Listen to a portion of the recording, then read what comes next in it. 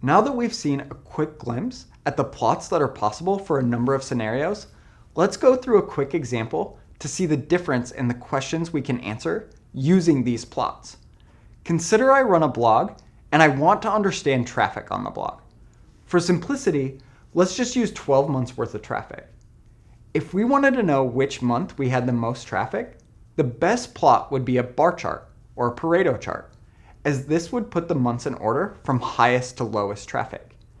Each bar is the amount of traffic for a particular month. It is pretty easy to see that November had the highest amount of traffic. If we wanted to know if traffic was increasing over time, the best chart would be a line chart.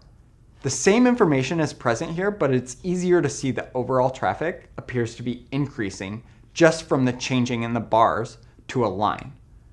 If we had multiple years of data, the line chart would also assist in identifying if particular months had higher or lower traffic than others. Maybe September would always be a low, and November would always be higher than the other months in the year. What if we had multiple years worth of data and we wanted to know what the distribution of the number of visitors looked like? How frequently were there more than 2,000 visitors in a month?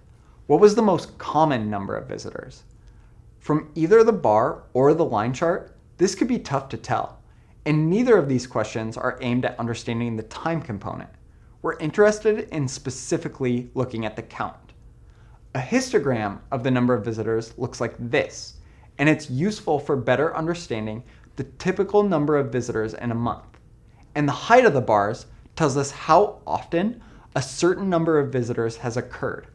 Is seeing 500 visitors on the blog a rare occurrence? We can quickly see that 500 is rare. We can see that there are always more than 200 visitors, but there are rarely more than 1,200 visitors.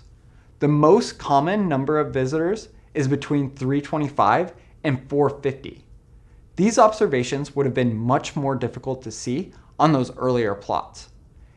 In the instructor notes below, I provided a link to the Google Sheets data and charts that were used for creating the visuals in this presentation. Again, because of the time component in the data, the line chart is probably best, but it ultimately depends on the message that you want to convey. Using the same data, we just found 3 ways to present the data. The right way to visualize the data is in the way that best helps you answer your question.